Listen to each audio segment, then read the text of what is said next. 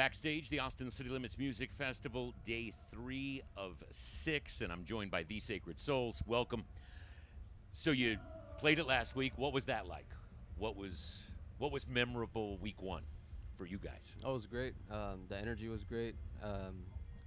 Josh jumped a cool gap from the stage to the platform thing. That was probably my highlight. That was cool to see. You landed correctly? Yeah. Josh always lands correctly. Most there times. you go.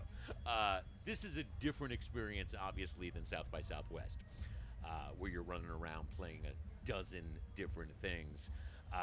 But it's also, I mean, they're both fun. They're both work. What was your South by experience like in retrospect?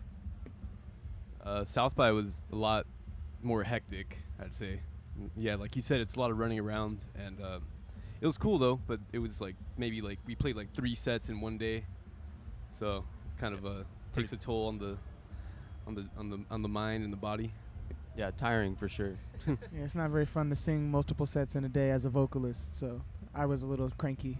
I'm not gonna lie. Lollapalooza, Bonnaroo, now this. That's pretty much the trifecta. Are there nerves on the big festival dates in that you're also making a first impression for a lot of folks? They're different than your shows. Do you go into them differently? Do you think about them differently? Yeah, I know that I get nervous because festivals have this big gap between the fans and the artists, so they're like 25 feet away, and it doesn't really lend itself to energy when you can't feel the energy as close as, like, say your show, where the people are like, you could touch them from where they're at, and the bounce back and forth between the energies is easier. So I'm a little stressed out at festivals, but then we start doing them and it's fine. Which is why you got to jump a barricade from time to time, I guess. Absolutely. Yeah, for me it's it's actually the opposite for me, because I can see why Josh though that sucks, but for me I think the distance is like it kind of hooks me up, because I feel like we're doing our own thing on stage, and I can see everybody at a distance, and I just feel like we're doing our thing and they're doing their thing over there either way, and it's kind of just a plus when everybody's really into it. One of the things I think we don't talk about is that one of the advantages of festivals, particularly for young bands, is they get to hang out with a bunch of their peers for a period of time that's not the norm when you're on the road and moving from town to town. This one's a 2-week festival, so it's even easier to see those folks again.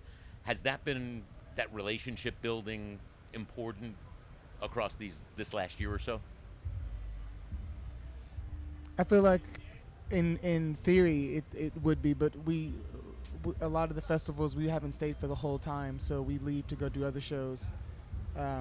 Like I really want to meet Lil Sims, but they perform tomorrow and we're supposed to be gone, so it is cool that there is that like mess hall, or like the areas where you can kind of, if you can connect, you can.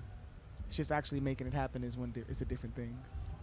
How much have you been able to process the last year or so? I mean, I know while it's happening, it's hard to process, and sometimes you need a couple of years to sort of take it all in, but has this been the whirlwind it looks like from our view? Yeah, I mean, I don't think there's enough time to process anything, because we're just constantly moving.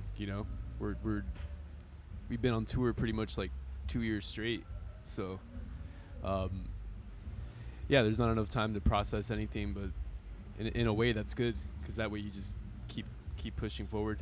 All right, well, you'll find them at 225 on the Honda stage for the second weekend. They are The Sacred Souls. Thank you.